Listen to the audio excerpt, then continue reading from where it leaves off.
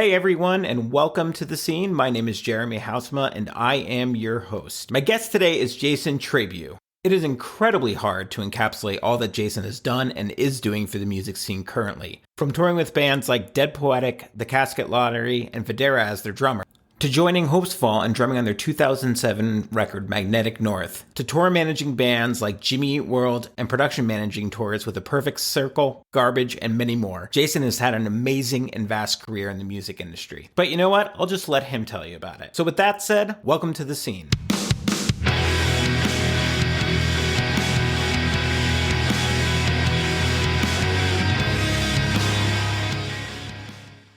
What's up? Nothing, man. I'm still kind of waking up, which is kind of pathetic. But I have two.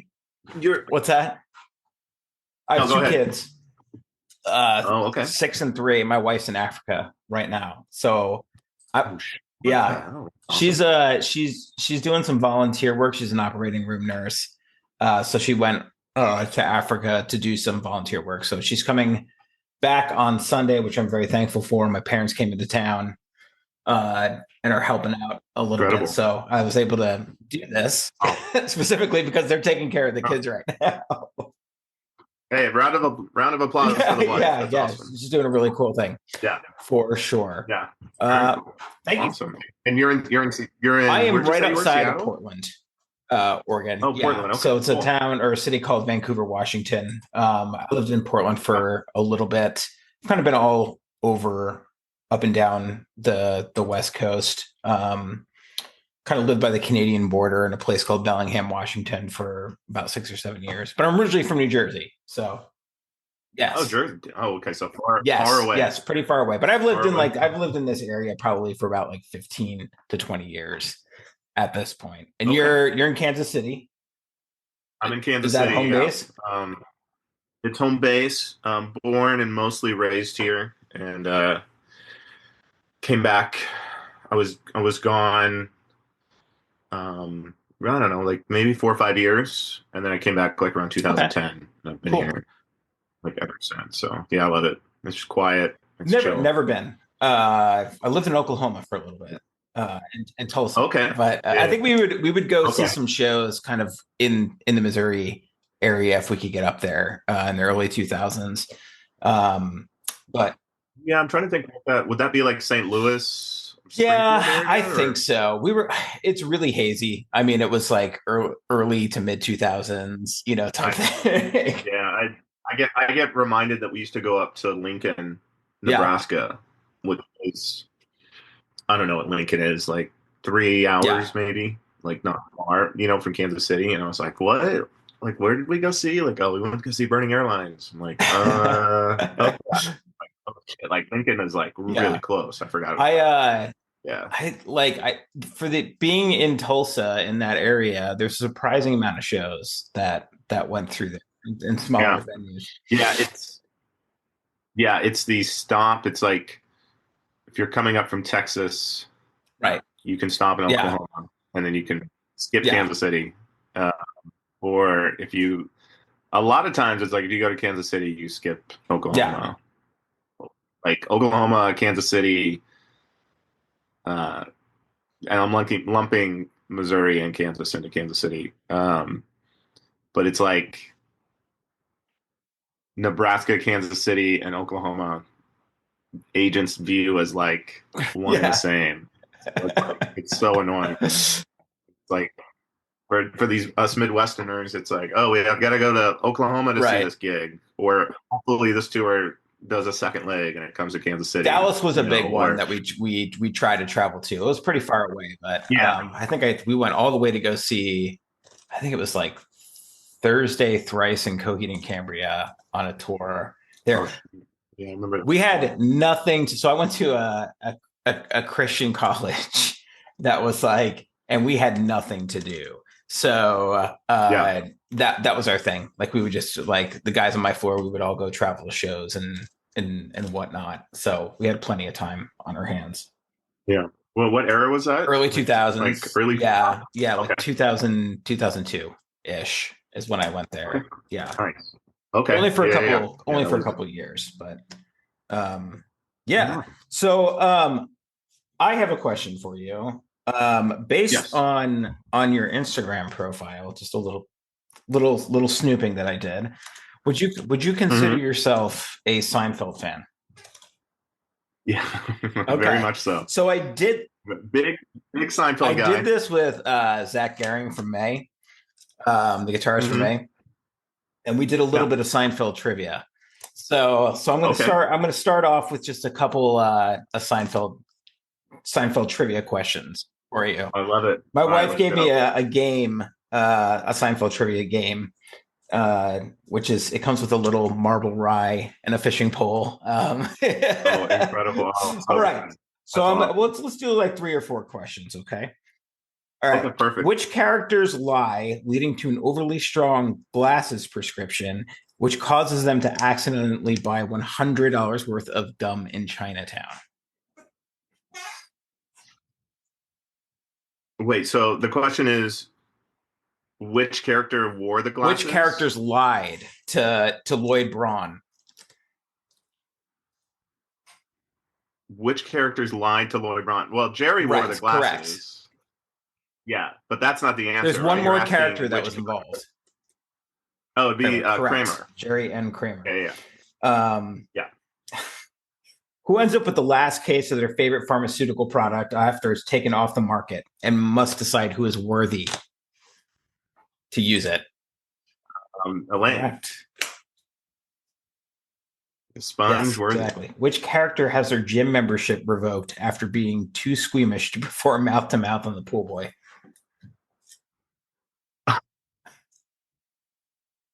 um, well, there's Correct. two. It'd be Newman and Correct. Jerry. Yeah. Yeah. Um, On the pool, that's the yep, pool boy. exactly. Yeah. I think it's Ramon. Ramon is the pool boy. Ramon and Newman is Yeah, doing yeah, Ollie Ollie Oxen yeah. Free. Cannonballs into the. I hate that yeah. I'm going that, but Which character uses a police scanner to give shortcut tips to the local fire department? Kramer. All right, this will be our last one. Which character makes a permanent enemy of a persnickety purveyor of delicious soup by failing to respect the ordering guidelines? Elaine. Correct. I mean, I think there could be two answers for that, right? There could be Elaine I and George, sort of, right? and Yeah. George. Yeah, yeah. So it's like Elaine brings down the soup Right. Nazi. George gets kicked out for asking for free bread. Yeah. Um, and then you could actually say three. And Jerry's girlfriend, who That's was right. kissing him in Yeah. line, is also got All right. bitten. Bonus one. Who gets Okay. grapefruit juice squirted in their eye, leading to a series of misinterpreted winks? Well, it's George. Correct. Uh, it's technically pulp. Right. If Right. we want to like boil down, yeah. We all know pulp can move. So These, like, my wife gave me these, and she was like, "You'll probably know all of them." And I like went through a whole stack, and I was like, yeah. "That this is too easy." But I showed it to Zach, and he was like, "We've got to get on and play together." And I was like, "Yeah, definitely. Maybe we can add you to Happy. the." I've got a Seinfeld group chat with a handful of guys, and it's real deep. It goes real deep. It cuts really deep, like specific scenes and reactions, and this is why this part is so funny. And have you ever Right. noticed this? Like all of these, like sometimes, like my buddy Bo, he lives in Seattle. Um, he is like a whole other level. There's like it's like a beautiful mind with Seinfeld, like recall and like the little things throughout the Yeah. episodes. Oh, on this episode, you ever noticed this? And I'm like, Have you ever noticed? you're Yeah. beautiful. Yeah. Have you ever noticed? You ever noticed? Yeah. Awesome. All right, that was our warm up, trying to get things kind of going here. So you said you landed up in or just grew up mostly in Kansas City, Missouri, Yeah. mostly your entire life. Um, did you grow up in a certain section of Kansas City, or kind of like all over the area? I was yeah, I was mostly in like the South KC Okay. area, which was about like kind of the southwest side, which was, I don't know, maybe is 10 or 12 miles from the city. Like it's fairly close. The metro area is like you're like 10 to 20 miles from the Okay. city. If you like the heart of downtown, everyone's like the furthest they're going to be is like maybe Sure. 25 miles, and if you're 25 miles away, you're like Yeah. in the suburb, like way out in the burbs.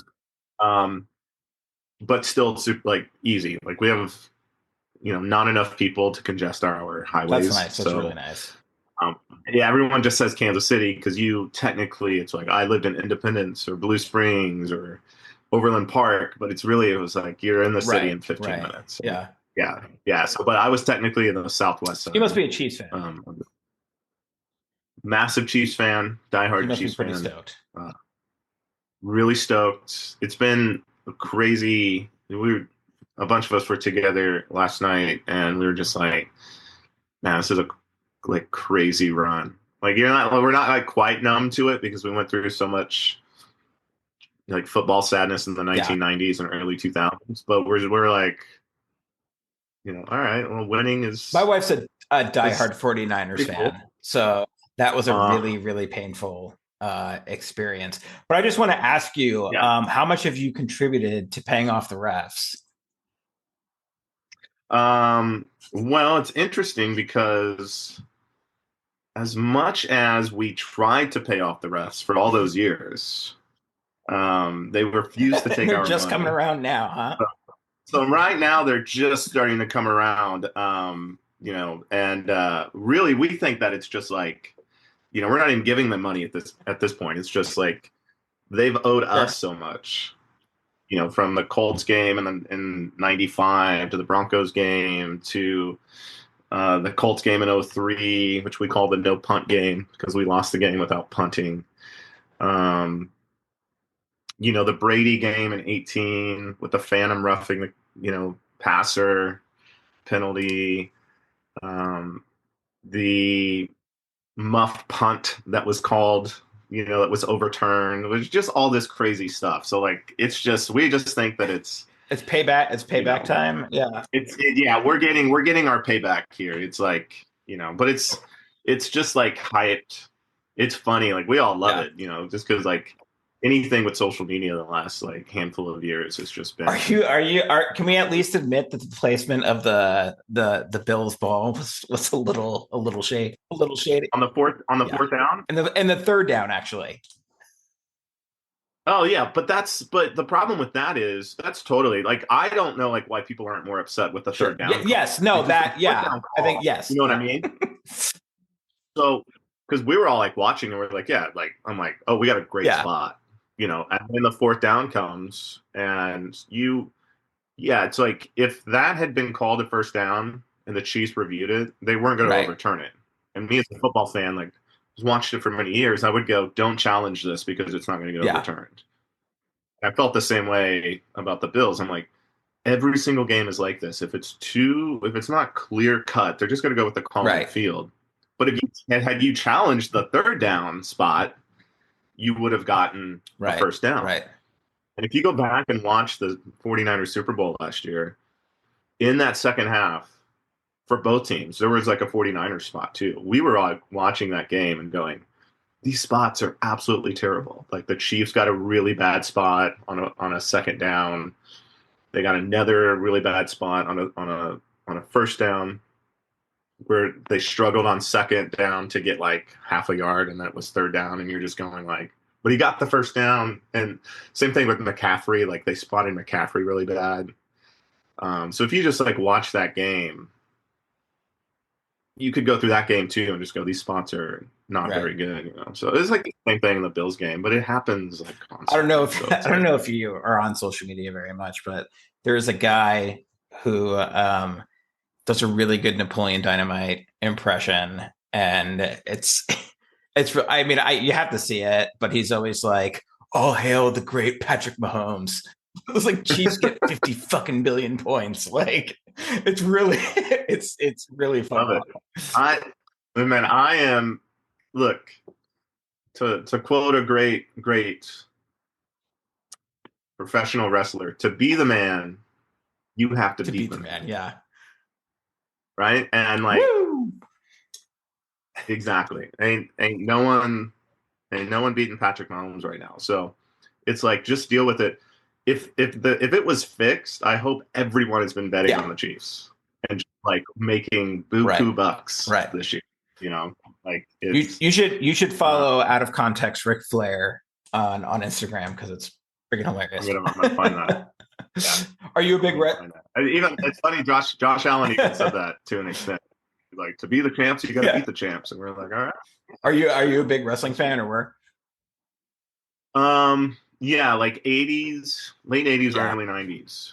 I constantly listen to I fall asleep every night to Jim Cornette has a podcast, and it's a lot of wrestling history.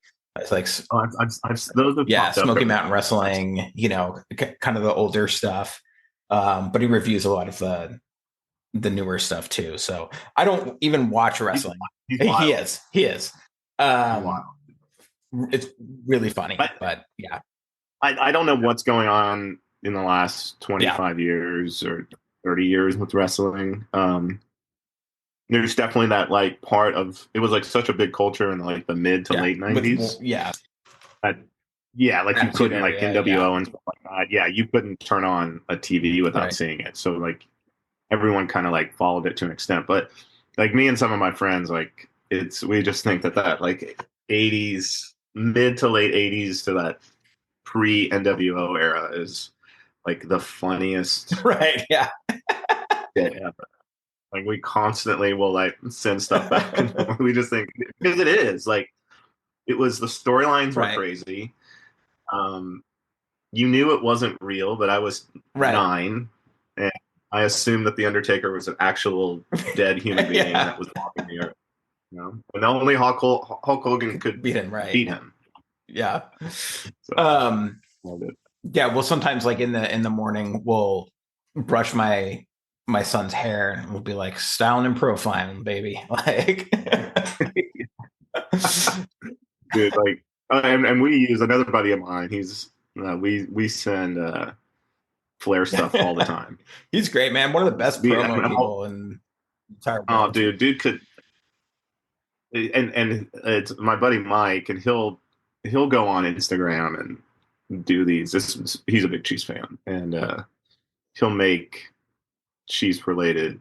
He'll cut. I'll tell him, I'm like, you're cutting a Chiefs promo right now, because it's like he's basically just ripping off like an 80s pro wrestler, and a lot of people don't get it. They just think he's being a jackass, but it's clearly like he's just taking, you know, I can listen to it and go, okay, he's like ripping Macho Man or Ric Flair right now. So it's all football related. I'm like, this dude's cutting real nice deep promo. Yeah, real nice. So back to growing up in Kansas City. Do you have any siblings? Like, who'd you grow up with? I've got 2 younger brothers. One lives in Dallas. One lives in like right outside LA. I'm 43, so everyone is, let's see, 38, 40, no, geez, 38, 41. And then I got an older sister who's turning 46 this year. So there's 4 of us. So Dallas, a brother in Dallas, brother in right outside LA, and my sister lives up in the Quad Cities. Which like the Iowa, Illinois state line. If she won't watch this, but I don't know what city you live in, and I'm so sorry. I think it's Milan, Illinois, but we just call it the Quad Cities because there's. Growing up, was there much music in the house? Like, there's a lot. My dad's a musician. He still gigs on the weekends. Awesome. Yeah, so he was in a ton of like prog rock bands in Kansas City in the 70s. He was in a band called Wakefield that got a pretty good run in the Midwest. I want to say he graduated in 72, so it'd be like the early to mid 70s. Prime time for prog. But he was exactly. So he was the bass player of that band, and they're old recordings are awesome. Like I got, oh, you can't see anything that's hung up, but um, we have a bunch of like 7 inches Nice. from his band, that they recorded in like 75 maybe. But it's, you can hear the drummer has like 10 toms, Yeah. and there's a killer keyboard player, and it's rad recordings. They did it. This is like 75, and then I think the recording's awesome. Yeah. Like it all Yeah. sounds Yeah. badass, all on tape, of course. Um, yeah. So then, in the early '80s, he was in like, I really can't pinpoint the style. Like kind of this post prog. He was in a band called Legacy. Like they always had Yeah. great names, which was like Wakefield and Legacy, and like so there'd be all these, like when I was a kid, I would see these promo photos, and like they had like jackets, like these killer like '80s style jackets and say like Legacy Nice. on the back. So yeah, so I grew up with it. He didn't really like push music on me Mhm. at all. I didn't start playing an instrument till I was 13 What or was that 14. instrument? I tried playing bass. So my dad had a bass, and it was just kind of like, and that was like what he Yeah. played, and I think he could tell I didn't really have like, although now I have probably sometimes more interest in bass, I think, than drums at times. But at the time, he's just like, yeah, this kid doesn't really. I was playing sports, and he's like, he's not really taking the bass. And then about a year later, I think he could maybe tell that I was like like I was into like Genesis and Rush and stuff, and Zeppelin, which is like all this stuff that he was, grew up listening to. And it was because of like Phil Collins and Neil Peart and stuff. Yeah. So, You seem to be like a big Phil and Collins like, fan. yeah, I love Phil. He's like my favorite all time. Um, so being in the Genesis, and then like knowing that I was into like Nirvana and Soundgarden, which were like great drummers. Yeah. So that all just kind of like that just grabbed me more than anything else. So then I think like '95, they took me to get a drum Nice. set. So So you just started getting yeah, into drums, and what was your first drum set? I had a drum set from a company called Zinkos, which was based out of Lawrence, Kansas, which was the first acrylic Nice. drum set. I think that's how that goes. I totally could be wrong. I haven't looked this up in years, but it was, to my understanding, it was like pre Okay. Ludwig acrylic kits. So we went to like way south of the city in Raymore, Missouri, and they had this like double kick, two rack tom, two floor tom, and I remember it was like $400 or something, and we kept going in to do these drum lessons. I kept coming out just going like, "This is Right. awesome." My dad's like, "This kit's like, like 30 years old. It's like beat up," and they ended up buying it for me. Nice. How old were you? And that was, yeah, it was like I was Okay. 14, maybe 13, 14. Um, so that was my first kit, and it's somewhere. I don't know who has it. It's somewhere in the city. I wish I could find Did you end it, up but selling it, or did you uh, pawn it, or no, like Gabe and my brothers were in bands in high yeah? school, and um, I had moved on to, Zinkos wasn't, cool and Right. hip, which I had it now, but back then it was like, oh, I got to get a custom kit, or I got to get a old Ludwig or Yeah. something. So I had moved on, gotten a couple different kits, and then just let people take it, I have a whoever wanted tremendous it. amount of, It just, I've played in a bunch of bands, but like a tremendous amount of respect for drummers, because there's no way in hell I could do four different things at the same time. It's just not happening. Like I've tried it.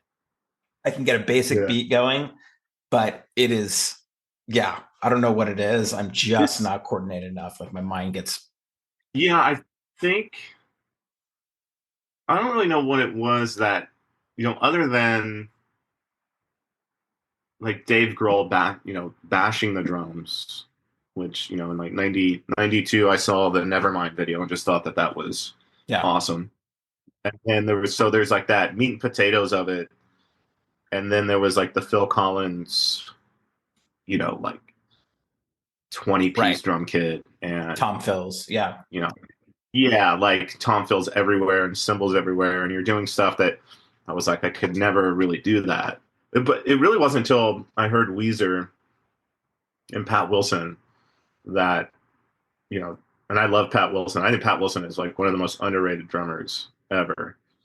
If you listen to some like off the beat Weezer records, there's really cool drum stuff going on. Um, but like that Blue album, I was like, oh, I could play that. Like I can't play Phil Collins, and I can't hit as hard as Dave Grohl. Um, and it wasn't until I heard Weezer, I was like, oh, I think yeah, like I could play the Sweater Yeah, song, yeah, and yeah, yeah. that's really really Yeah. easy. My Name is Yeah, Jonas, stuff like that. Yeah. yeah, stuff like that. So that was like really the thing that.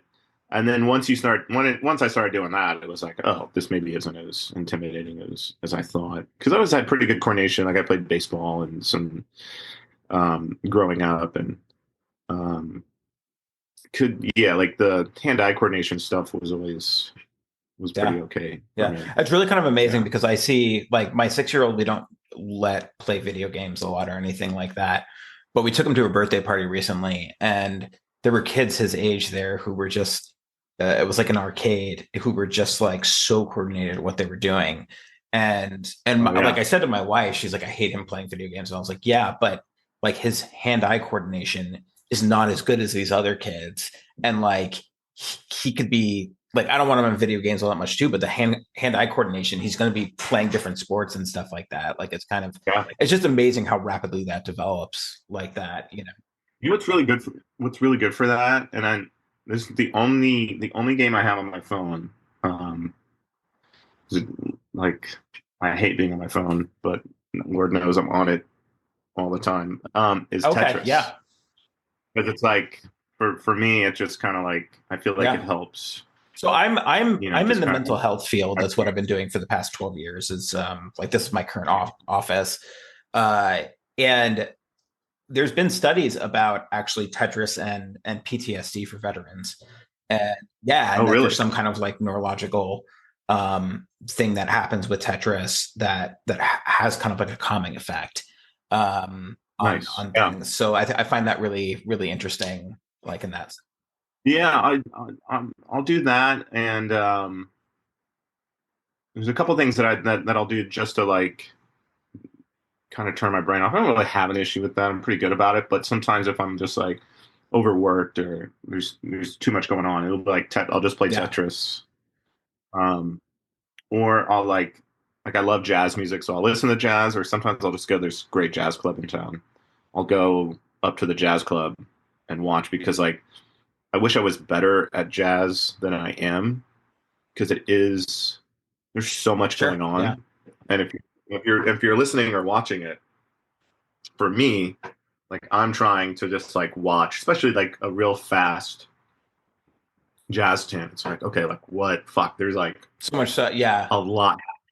There's a lot, and so I'll just focus in on what everyone's doing, like what key this is in, and what's the drummer playing, and how is he coming in and out of the groove, and where is it? It's just like a million different things. So that's really great for me just to go up and have a drink and go like, I'm not gonna think Yeah. about anything for the next Who's hour. your favorite Just jazz like, drummer? Buddy Rich or yeah, I mean, Rich is cool. I love Jeff Hamilton.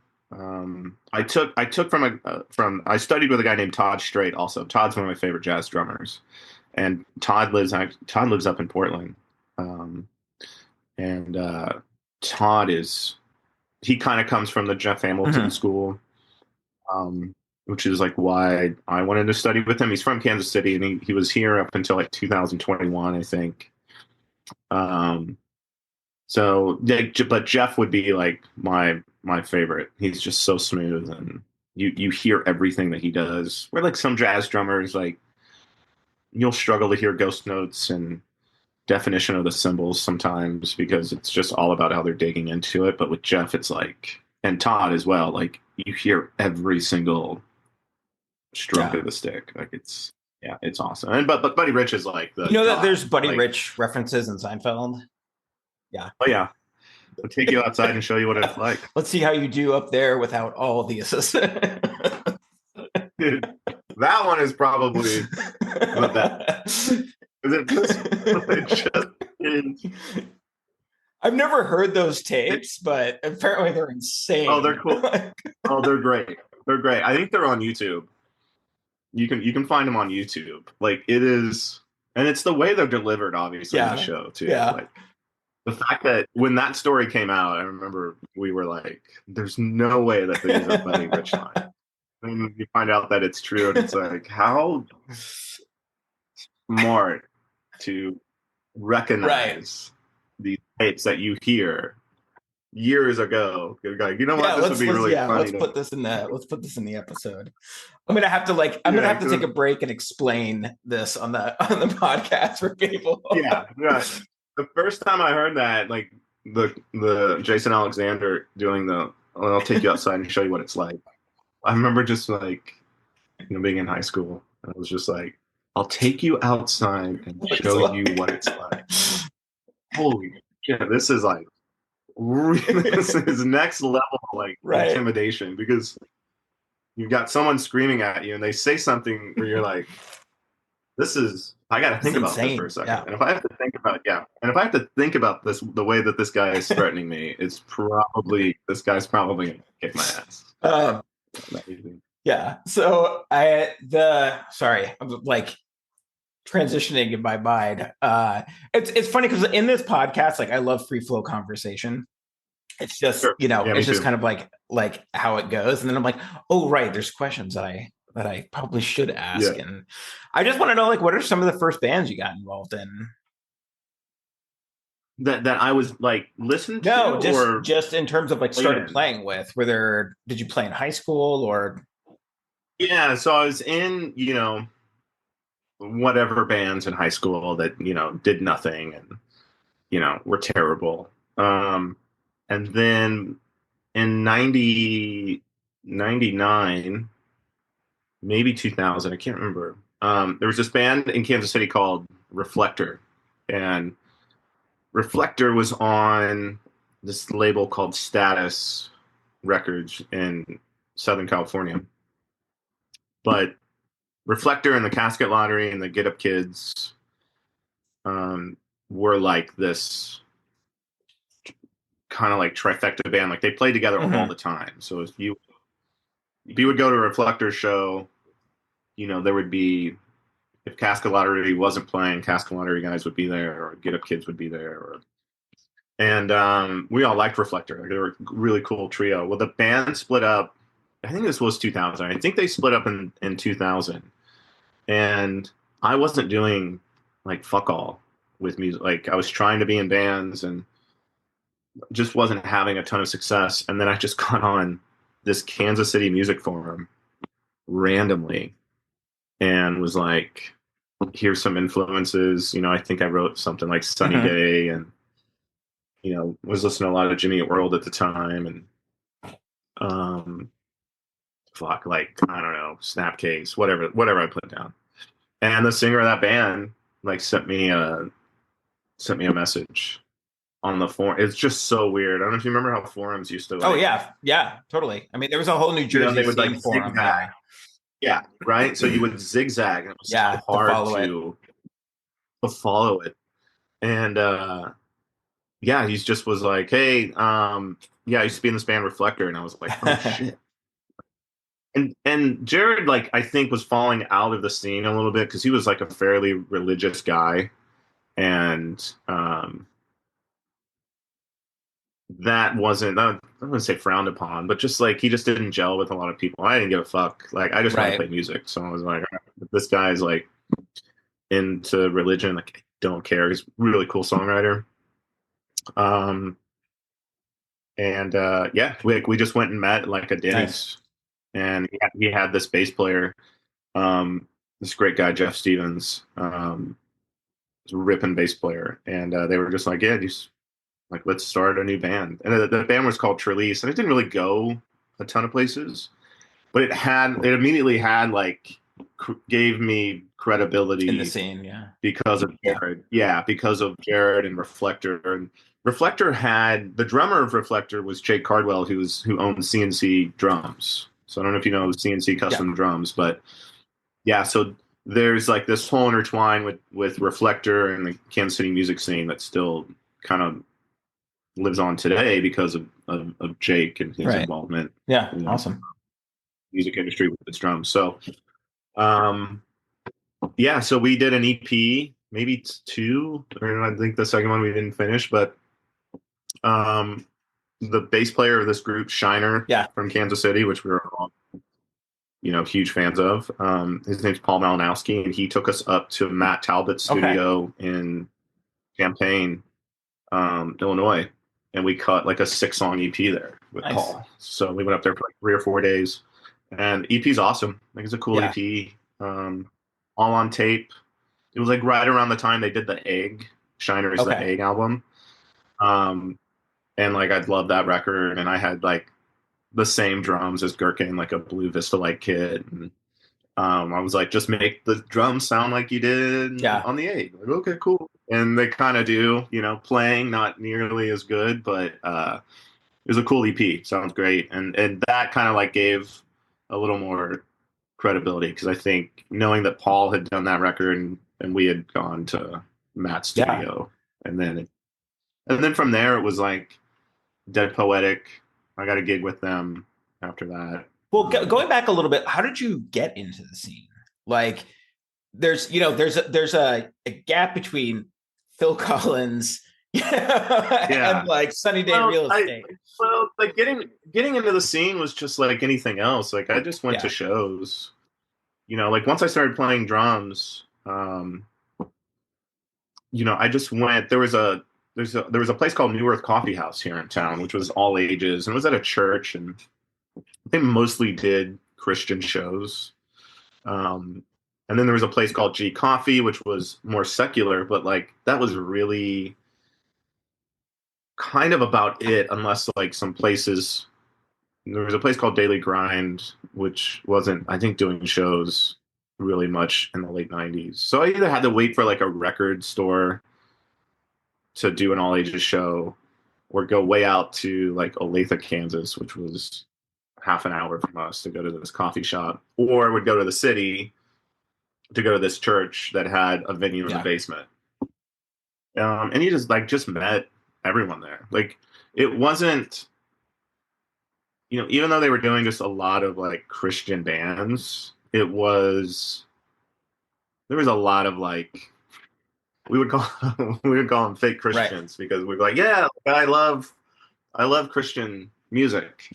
Could you please book my band? Because we didn't really have anywhere Yeah. else to go. Yeah. So It makes a lot of you would sense. hear about you would hear like like Mike's band is playing there.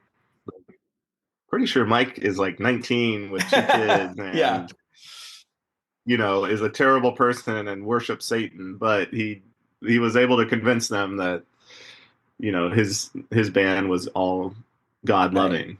So um, but that is part of like where I just ran into a lot of people that um, eventually became,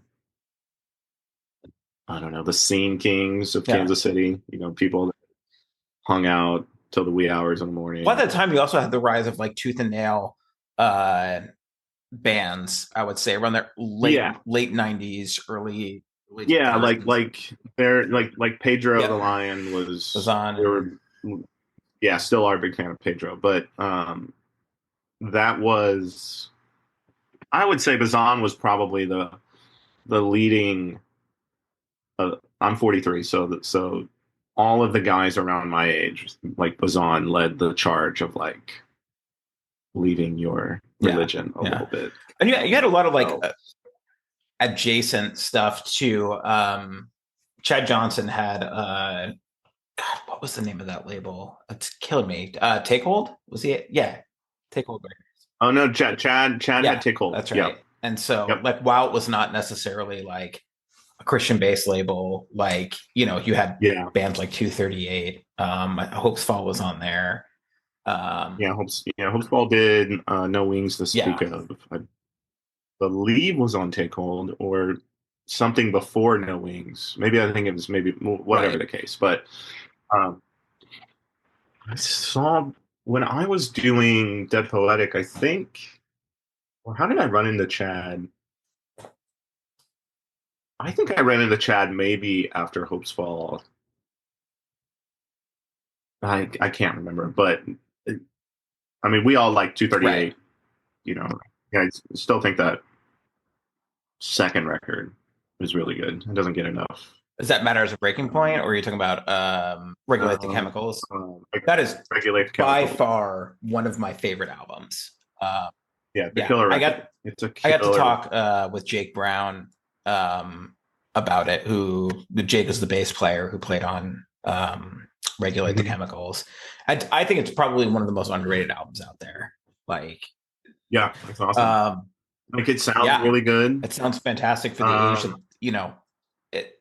I mean, I think Caraba sings on a couple of the songs too. does he Yeah, he really? did background Wow. vocals, I think, on like one or two of the songs. No Because way. it, Yeah, I mean, I knew they were. Yeah, they're Florida well, guys. So, they were so recording "Regulate the Chemicals" with James Paul Wisner, and James had like I guess just like an apartment that he was doing recording in, and it was kind of this weird setup.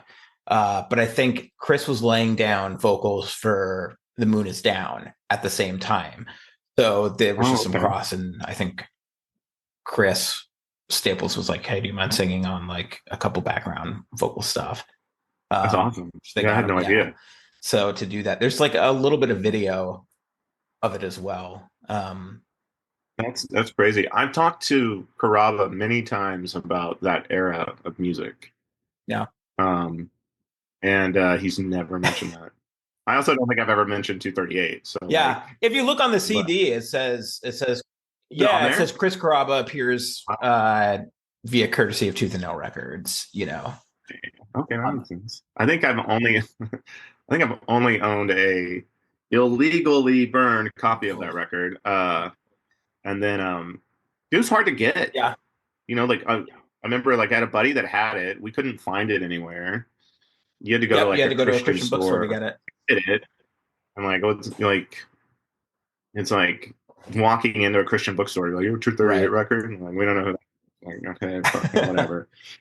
Um, yeah, so it's like, and then, by the time I was like revisiting it, it was, we had streaming, we had Right. iTunes and all that shit. Which is So, hard to find that album because specifically when you look it up, like I think it's under just Chris Staples music.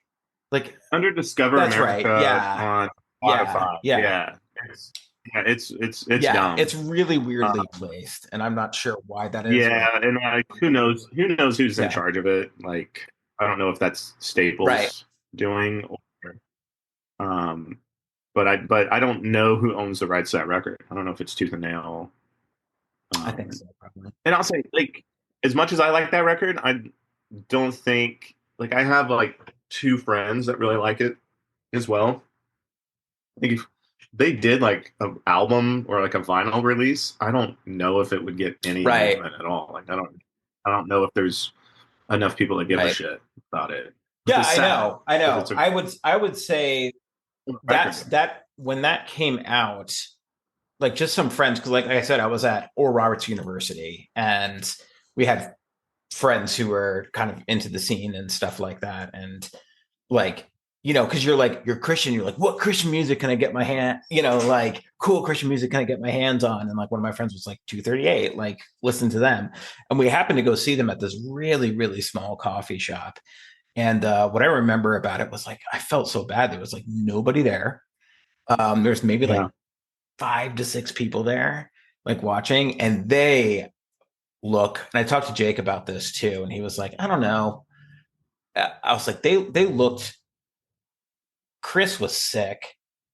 They looked like they seemed like they were on their last legs of like as yeah, a touring band. Like, and I wouldn't blame them, but they just looked like run down. yeah. We saw him at the tail. Well, I saw him at Cornerstone in 2000, and they were really good. And didn't see them again until a handful of years later when they were like on their Yeah. last leg. They put out their last record. They'd had a new drummer, new bass player.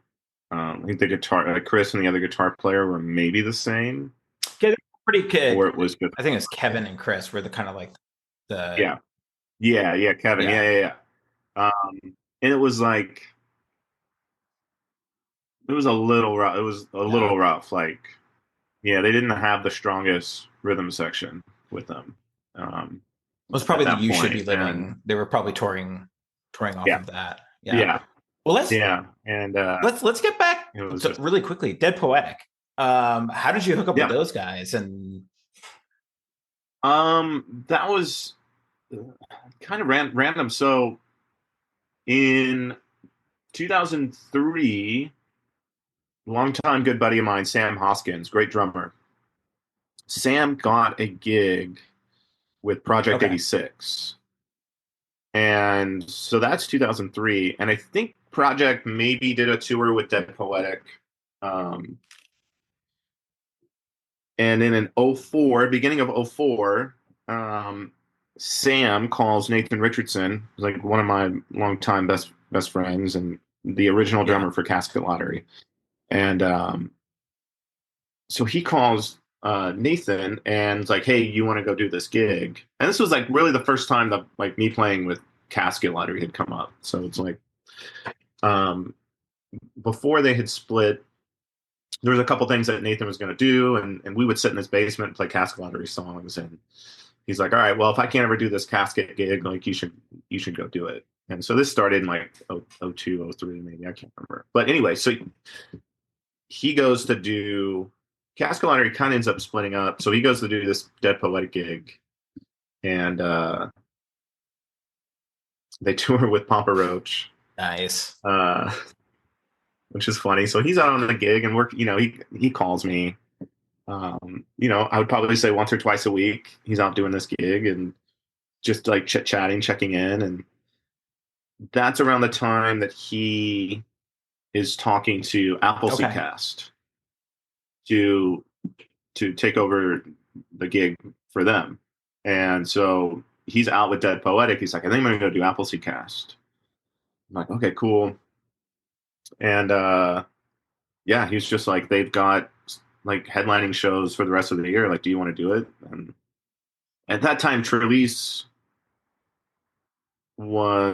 had broken up. I'd started this kind of like alt rock band with some close friends, and was this New it was Medicines phase or was it? this was Okay, New Medicines. Yeah, this is New Medicines era.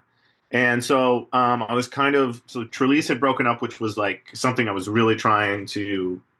I thought was like a good band and like get off the yeah. ground, find a label, all this stuff that you could still do back in the day. And that band broke up. I was in a different band. That band was spinning its wheels. I just wanted to play and tour, and Nathan called me. He's like, "You should do this Dead Poetic gig," and talked to those dudes, and they just flew me to. I sat in a rehearsal space for like 2 months learning both records, and flew to Dayton, and then we did like a 2 month Nice, run. awesome. So How'd they get on a Papa yeah, it was cool. Roach tour? That's a interesting. Uh, I don't know. I remember talking to Nate and just being like, he's like, "Oh, we're at the drummer's place in like Sacramento, and he's married to Steven Tyler's daughter, and we're having a barbecue." And I was just like, "What?" But the Dead Poetic tour was really good. That's a fantastic That was like album, and the EP before that. Was it an EP? that was a full length. Had Stereo Child on it, and yeah, Yeah, it was a full length. I think we only did like 2 or 3 tracks off of that, and then we just basically played the whole New Medicines Dead record Poetic is very one of heavy. those bands that I think people are really, at least on like when you go on like different forums, or not forums, but like Facebook groups, or even when Furnace Fest was, uh, going, they were, asking about who I'd like to see at Furnace Fest. Like Dead Poetic was one of those Yeah, bands that like everybody was like, yeah, please get these guys back together. Um, yeah. I could see that. yeah. Yeah, it was a lot of fun to play those songs. Like Jesse Sprinkle played drums on that New Medicines record, and he's a great drummer. And he eventually like took out like when that tour concluded, there were brief conversations with like me continuing on Mhm. with them. Um, but I kind of had some other some other offers, and I didn't really want to move to Dayton, Ohio. No offense to fine of Ohio, but then Jesse Sprinkle, like who played on that record, ended up joining the band. You know, he's never. I don't think we've ever crossed paths, but he's a great drummer. Yeah, he wrote on. What were some of the offers you were getting? Well, there was this band Vedera, which was a really great band from Kansas City, and I had grown up with those kids, and they had put out a record on Second Nature recordings, and Eva at Feta booking was booking them, and then Nick and Kenny, who was Thrice's management, flew to Kansas City to see a show, and the drummer of that band at the time was the guitar player's brother, who was he was like a sophomore, junior in high school, and I'd grown up with those kids, and they were like, we're getting all these offers to do these tours with like, you know, Me Without You, and I think it was Mute Math, and you know, Thrice. We did a Thrice and Under Oath tour. We kind of sounded like it was. Everyone compared the band to Denali, if you remember that band. You know, Rilo Kiley kind of stuff like that. It was very much. It's kind of like that. It was a great band, and yeah. So that was like I could stay home. I could stay in Kansas City and play with people that I'd grown up with. Great songs. And it was kind of the same. They were like really like the new hot thing. And I knew it was temporary because Drew was going to be back in like 18 months, but they had a lot of touring. And in hindsight, it was the best decision because it led me down the path I'm in right now. But I remember that Thrice Under Oath tour. What was that, like 2005 or 2004? Yeah, 2005. Thrice, Under Oath, Bled, and Vedera. So we were the first band. Because I believe that I saw that tour at the Electric Factory in Philly. Yeah. So I was going to school in South Jersey, and that was just a hop, skip, and a jump over. That's one of the like many shows I remember like vividly. Yeah. It was big. It's a pretty big venue. Like it was a big venue, and I'd known of it. It was a historic venue at the time, and I remember getting there like, this is a big deal. It was a big deal. Like, you know, it was sold out. Like, it was just, we were on the East Coast. It wasn't my first time on the East Coast, but it was my second time on the East Coast in a year. And like, that's, you know, I thought that was pretty cool. Like, oh, okay, like I'm getting paid to do this. So like, there's certain memories of that tour specifically that's very vivid in my mind because it was the first time I was like, oh, okay, maybe this will work out for me, you know. So there's just like, you have all that excitement, which is easy to remember. The Electric Factory. I just had and my last episode was with Joe Mara from the early November, and they're, you know, from South Jersey, and he was saying how like their only goal, or like their biggest goal, was like, we got to play the Electric Factory. Like that was the main deal. The Theater of the Living Arts over there too was like on South Street, was a huge venue. Like I saw Further when John Bunch was with them, and These Arms Are Snakes and Copeland and Sparta and like all these bands that would go through there. That's a cool venue. Yeah. I saw Mute Math there too. I've only been there once. Surprising all these years, but TLA. Yep. Awesome venue. Yeah. So you get, what's your next move after that? So after Vedera was before that there was, so when Dustin Nadler, who was the guitar player for Hopesfall, he did A-Types and Magnetic and Arbiter. Arbiter. What's that? Was Dustin on Orbiter? I thought that was Ryan. Is Dustin, it Dustin? Yeah. Okay.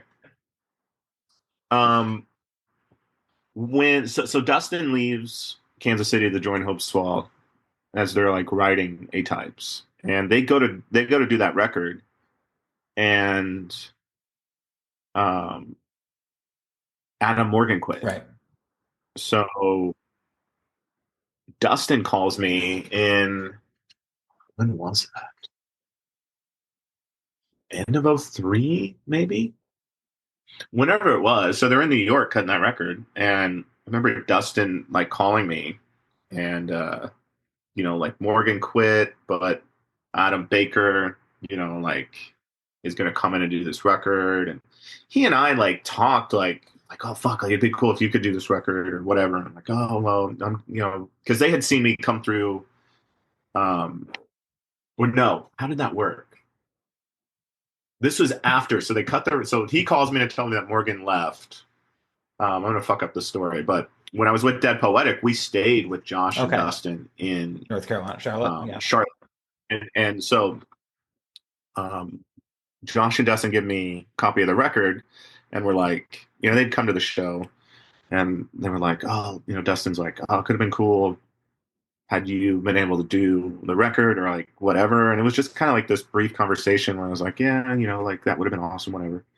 And then a year later with Vedera on that Thrice tour, and I knew in the summertime too, like the summer of '05, Dustin is like, we got to kick Adam Baker out, or he left. I can't remember what the stipulations were, but Adam Baker ends up out of the band.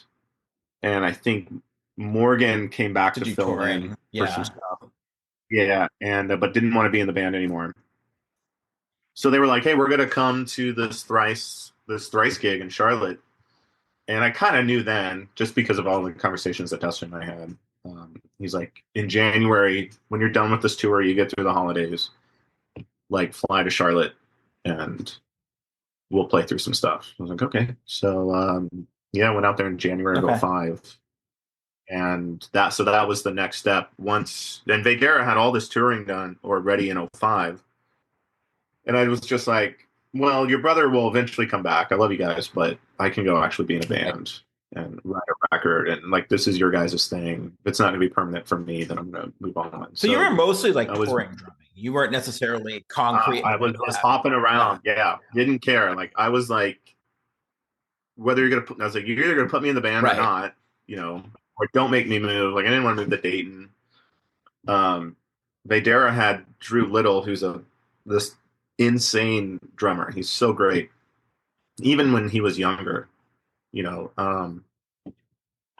just pissed everyone off because he was like 16 and this like great drummer. And so it's like, but that was his gig, and like he deserved that gig, and no way did I ever want to like try to take it. So it was like, well, I'm just gonna go do this thing. So I left Vedera and then just moved to Charlotte, and we did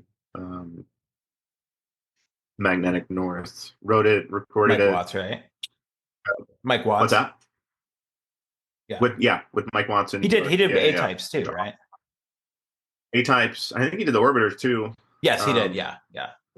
Yeah, he's awesome. We've gone back and forth on Instagram a little bit over the years, but not really much. He was awesome to work with. Like to this day, still like the best studio experience I've ever had. As far as not being a concrete member of the band, what is that something like you really wanted, or you just enjoyed being, a touring drummer? I like being a touring drummer. When I got to Charlotte, they made me a member of the band, even though it was, whatever it was, technically a year and a half. And I liked the writing process of doing that record. I look back on it now as like such a struggle to do it, because it should not have been a democracy. It should have been Dustin and Josh. Josh is too nice. And everyone, yes. And everyone else get the fuck out of the way. And I did for the most part. Like there's still a lot of stuff on that record that was a Josh idea on drums that I just took and ran with, or a Mike Watts idea that I would take and run with, because I don't really care. Like, if you have a better idea, Sure. like, couldn't fucking care less. But that was a democracy where everyone wanted their idea to get through, and it was like me, the new guy, and then Mikey, the bass player. Mikey was like, I just want to play music, and so it was like Mikey and I just going like, By the way, what a name, you Mike know, Tyson. I'm sure that didn't haunt him. yeah, Mike Tyson, the best. I haven't talked to Mike in years, but he was an absolute sweetheart. Um, really, and a great bass player. I really like playing with him. But yeah, it was like we tried to run it as a democracy, and I was sitting there being like, I like the fact that I'm like getting, 1/5 credit for this record, and that you've let me sign these contracts and be a part of all this. But in the back of my mind, it was at a lot of times I was like, what are we doing? Like, fucking just pay me to be here and I'll play. So I started leaning towards that more because it was so hard to do that record.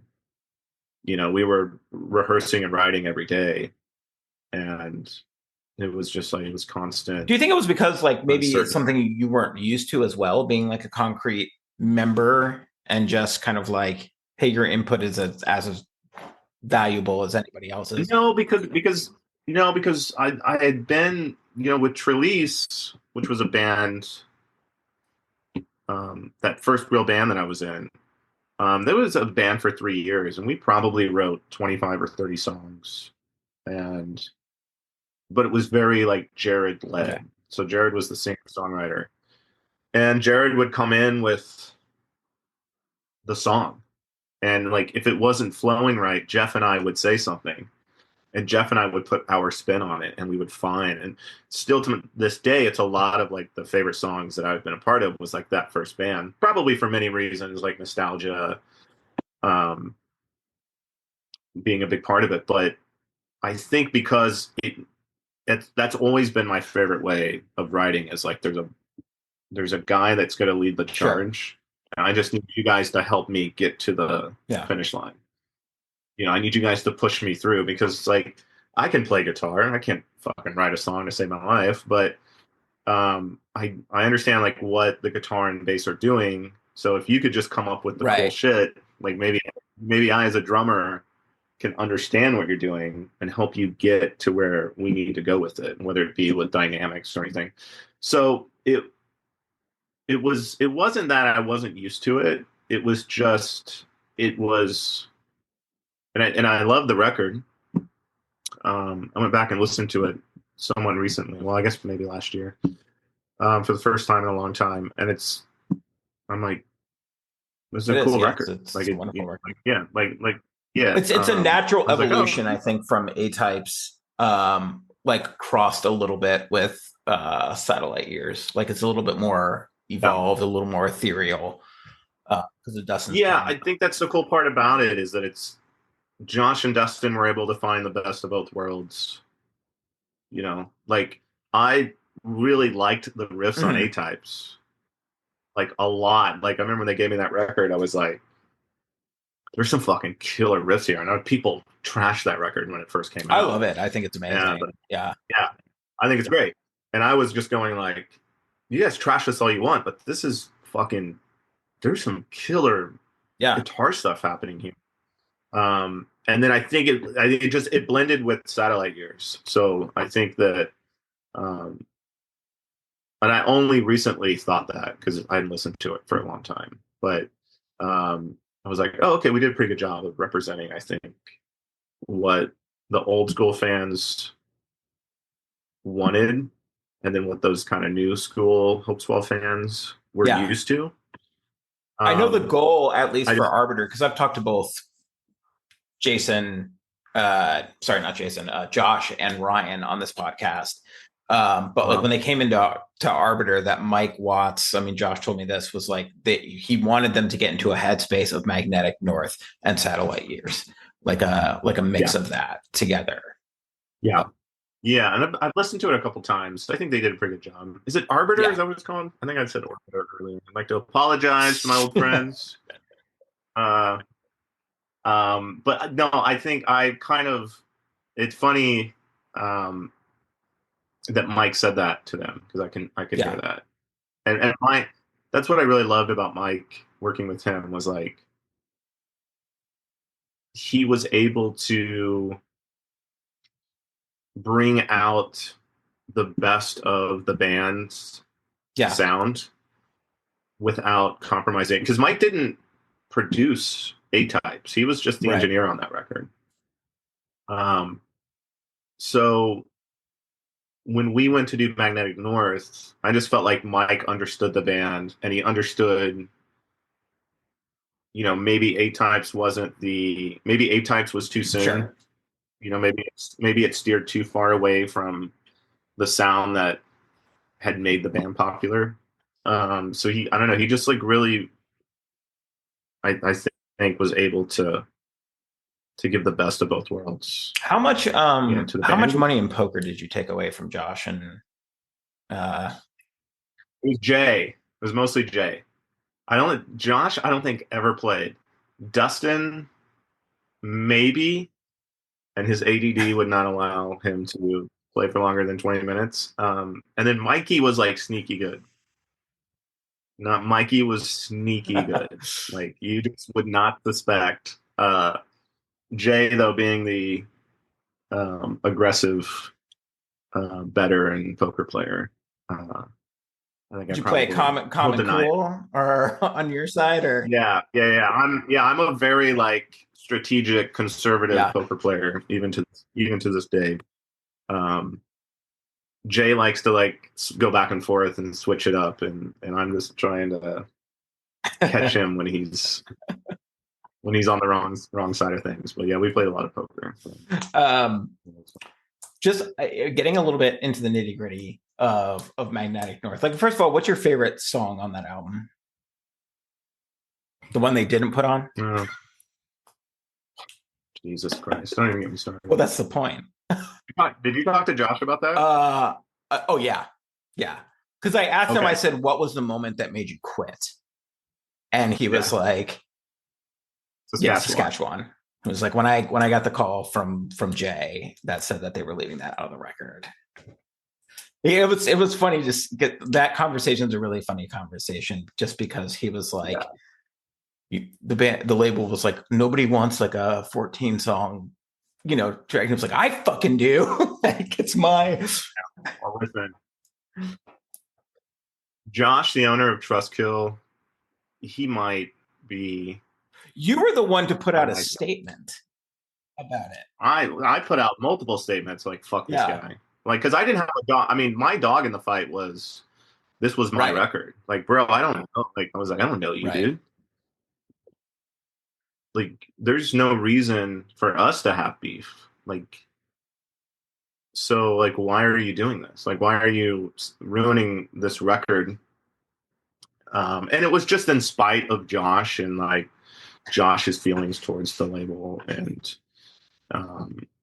he just wanted to fuck with us. Like he didn't care. He knew it was the last record on Trustkill, no matter what, and whether the band continued or not, there would be no relationship outside of the past history. But it was just like such a shitty thing to do, you know. Like people that defend him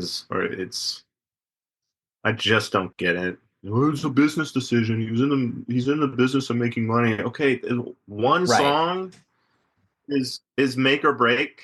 I mean, for Josh, he said that was for him the linchpin of the album. Like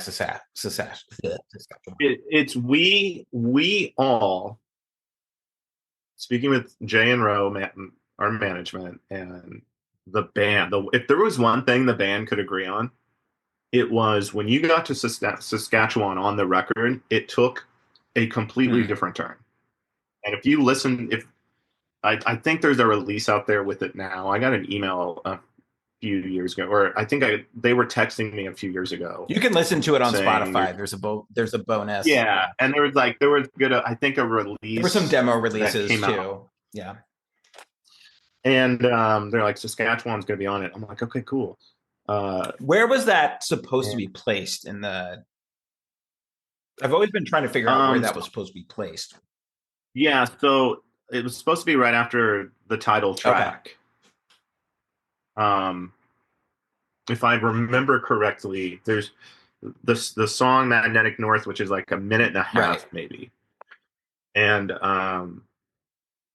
which to ask your might be my favorite song. Saskatchewan or Magnetic? Or no, Magnetic North. Because the way that I always viewed it was like there's this really kind of heavy, like the record opened really heavy. I love that first track. Yeah, like a lot of some aggression in the first half of that record.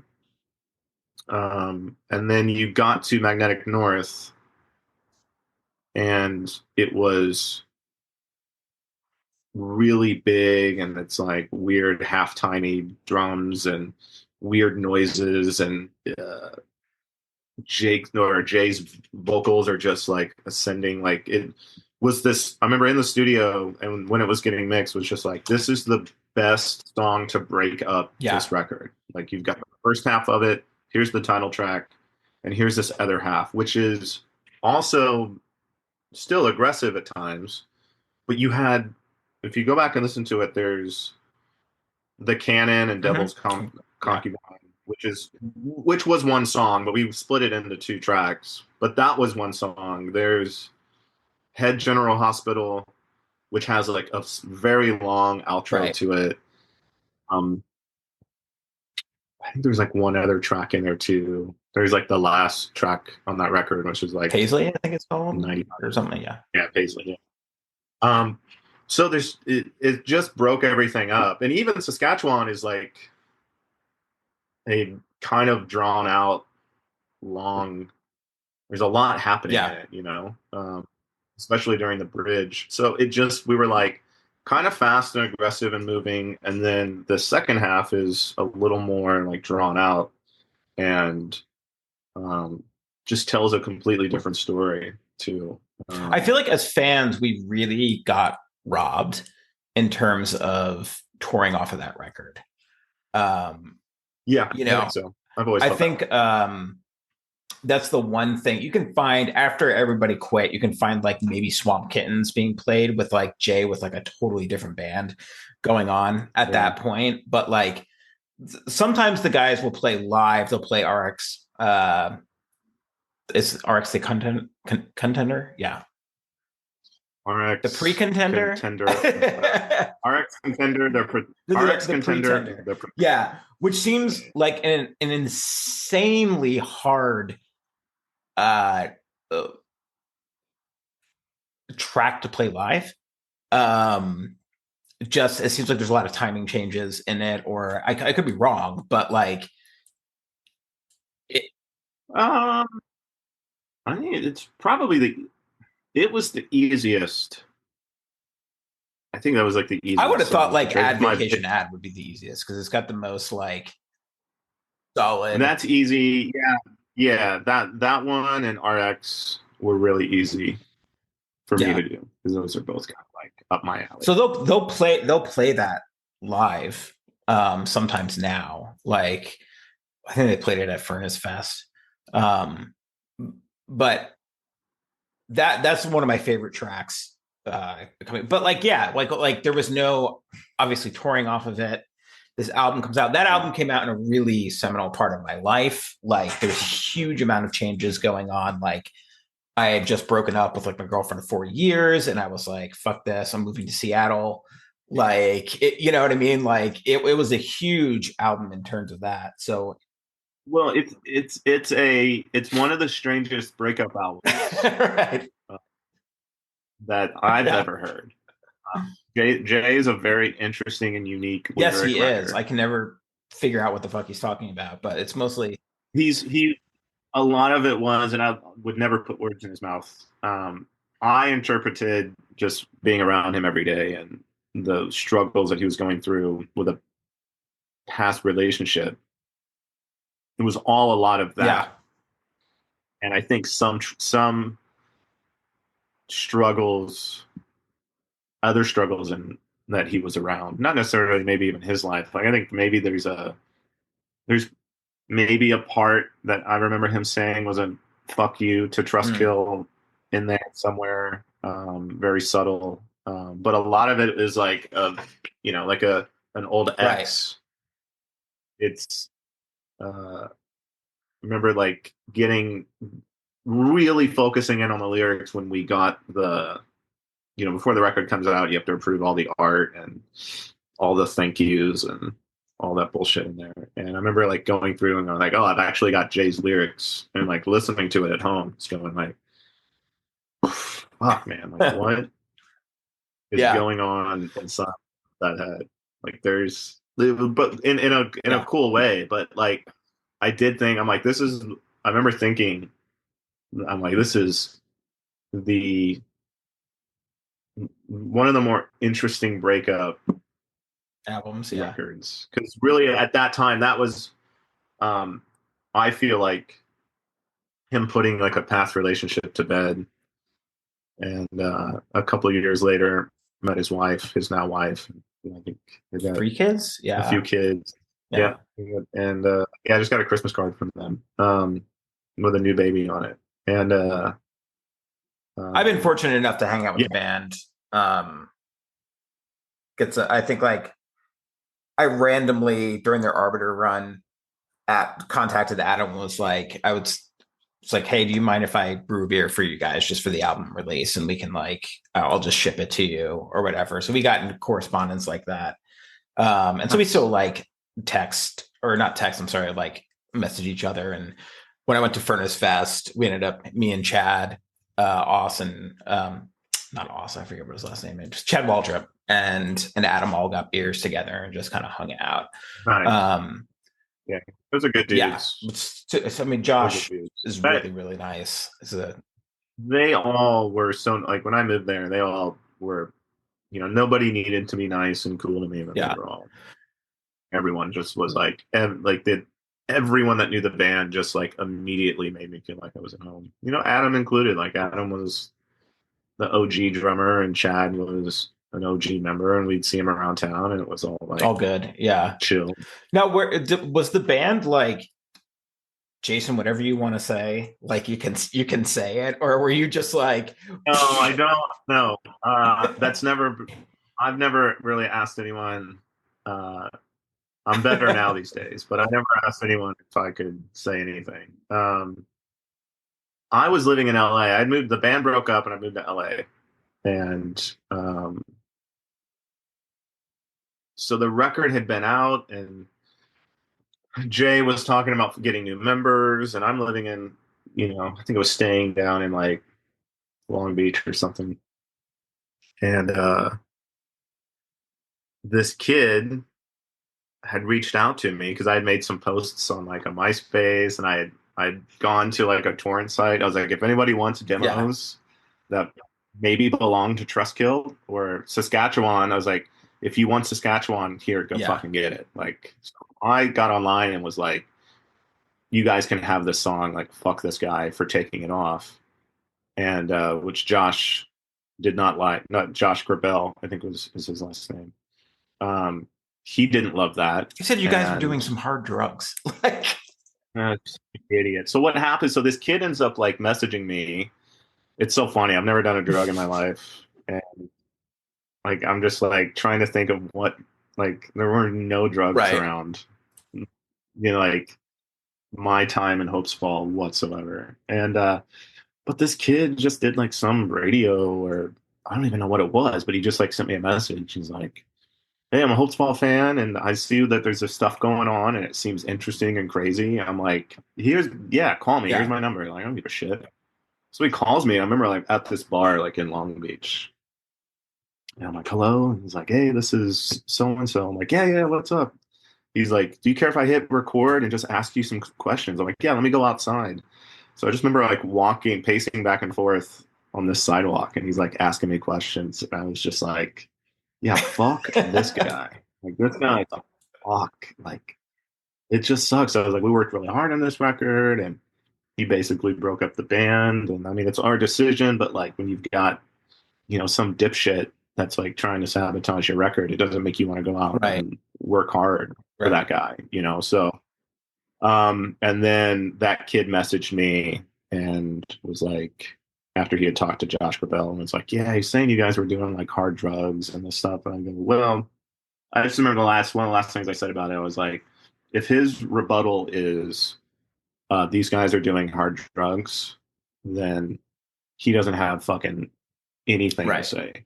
Because like if none of the allegations were true about holding sound scan numbers, withholding payment for the record, which he did, like we had to stop recording one weekend because he hadn't There's paid like my touring loss. issues, right? With a Yeah, I mean, bus. dude, Yeah. I mean the list of yeah, it's a laundry list of things. So I love that he said that because one, it's like I know the truth, my friends and family knew the truth, the band knew the truth. Um, you know, it's like what's the worst thing that's going to happen? A bunch of kids that like the band are going to hear that a rock and roll band does Right. drugs and alcohol. Oh my God, never happened Right. before. So the fact that he like went down that road, I was like, this was great. You know, I think maybe some of the band guys were not stoked that I did that. But I'm like, guys, if this is the only thing that he can say about this was like, we did some Right. drugs and we know that we didn't, like, first of all, who gives a fuck? I'm sure everyone in this band had done drugs, I think, except for me. Um, Maybe even I don't even think Dustin had really fucked around with anything either. And I don't even know what Josh or Jay had done. Maybe like some people had smoked Right. pot around Right. me. Oh my Like, God. you know what Yeah. I mean? Like, yeah, It I don't wasn't know what believable anyone. when he said it. Like, No, it wasn't. It was just, and again, it's like even if so, like who cares? You know, what's like one of my, you know, or some of the best records that have ever been created. people were stoned. Like Yeah. the Beatles, yeah, Beatles LSD. were fucking on Yeah. acid, yeah, LSD, like all this stuff, and we're like, oh my god, Dark Side of the Moon! I can't believe they did drugs during that album recording. The record sucks. Um, so yeah, it was like, and that kid tried to get me to do like another interview, and I was like, I'm Yeah. good ending this year. Like, this is Josh has like put his foot in his mouth, and I can't really think of a way to rebuttal Something. Yeah. against somebody. Yeah, like I'm like he kind of made a fool of himself, and And the you label know, ended up and then folding anyway. yeah, it's like the label folded, and he ended up selling, I think, his catalog, and you know, it's whatever. I mean, I met the guy like Yeah. twice, you know, and you know he's a cheese dick, and he brought you know he people with him when he flew to Charlotte to blow smoke up our ass, and uh, you know, it was just like it was just Yeah. weird. Like he wanted to be in a rock band, and he didn't have any skill to be a musician, so he started doing a label, and he thought that he was more important than the bands. And typically, when that happens, you're gonna fall on your ass because the bands will always be more Yeah. important, especially now. You don't need a label, but bands will always be more Yeah. People aren't important loyal to than the your label, label. they're loyal to the bands. You know what I mean? Like, Yeah. yeah. They don't give a Yeah. fuck. I mean, there was that era where it was like, oh my god, victory! There's a victory sign on Right. Or Equal Vision or, the back of that yeah, CD. something like that. But Yeah, but yeah, I couldn't have. We flirted with switching over to okay. RCA. There were some talks with RCA, I think, um, but RCA wasn't. Josh was asking for so much because that was around the time where like Victory, like Tony was making so much money off of selling the rights to his Right. band to the users. Josh was trying to do that same thing, but it's like, well, we're not Taking Back Right. Sunday. Like we're not worth as much as them. So stop asking for like let us go. Ask for a reasonable amount of money, and we'll go Yeah. somewhere else. You know, to but he wouldn't do that. So um, he thought we were going to be something that we weren't. Also, that was the other So problem. let's get into like your management side. Like you start this after Hostful, did you transition into doing management or like what was that? Yeah, like I went to LA to try to play drums professionally. I had one gig um, and just didn't like the culture out there. And never saw myself living in Los Yeah. Angeles. I was like, I can't live out here. So that lasted about 18 months, maybe almost 2 years. Moved back, and my buddy Chris Grady, who did sound for Hopesfall, was working with that band Okay. Chiodos. Yeah. And he's like, "We need like, what are you doing?" I was like, "I just moved home, nothing." And I was like, "I started a new band," and um, he's like, "Just come drum tech for a tour." So I went out and drum teched and ran into Brian Southall, who I had met. I think Brian and I, we think we had met before 2009. Um, so record comes out in '07, summer of '07. I go to LA right as that record comes out. Was there, and then I moved back basically the summer of '09 and did a tour with Chiodos as a drum tech and Brian Southall from Boys Night Out and Receiving Into Sirens was tour managing, and we fucking hated that band. Like, couldn't fucking stand them. I'm not going to speak for Brian, but I fucking hated it. And their singer was such a fucking piece of shit. And I was like, this is what this side of the Right. business is like. I don't want to be part of it. He's like, well, I work. He's like, I tour manage Motion City Soundtrack, and we need like a drum tech and a keyboard tech. I was like, okay. So the end of '09, I went out and started working with Motion City with Brian, and we had like a killer 2.5, 3 years. Nice. Like, it was so much fun. And you were just teching during that time? I was just teching, yeah. Brian was tour managing, great band, like lifelong friends. You know, I saw them in October, and it's like old friends. You don't haven't seen in Yeah. years, but you like Pick up, right. You don't skip. Yeah, you don't skip a beat. All the same jokes are still funny. Yeah. And that's a special type of friendship too.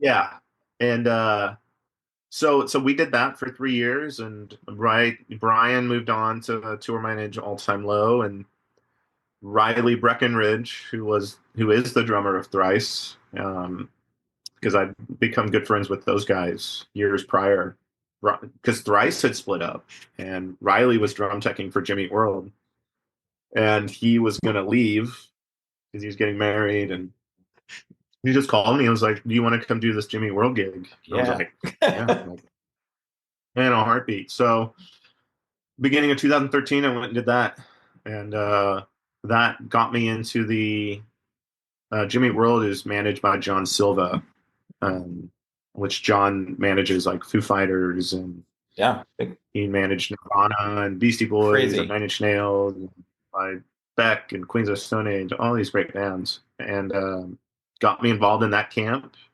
They moved me over to Band of Horses in 2014. Seattle Zone, baby. They put me Seattle Zone Band of Horses. I started working with Garbage that same year. There was that connection to Silva with Butch Vig, and so went over the Garbage. And in 2015, Ben Bridwell, the singer of Band of Horses, was just like, "I need a production manager. Can you production manage?" I was like, and of course lied, and I was like, "Absolutely." And I know how to do that easily. I called Brian. I was like, "What do I need to do?" And he's like, "Do X, Y, and Z things." And he's like, "You know what you're doing anyway, but just do X, Y, and Z." And yeah, and then I went back to Garbage as a production manager. Then I went back to Jimmy Eat World as a tour manager after that, and I've just been doing that. That's crazy. I mean, that's a large list of awesome bands to work with. Yeah, hey man, I've been, last year it was a crazy year. I did a Perfect Circle. I did St. Vincent. I did Garbage. I did Jimmy Eat World. How much interaction do you get with bands? Depends. Tour managing,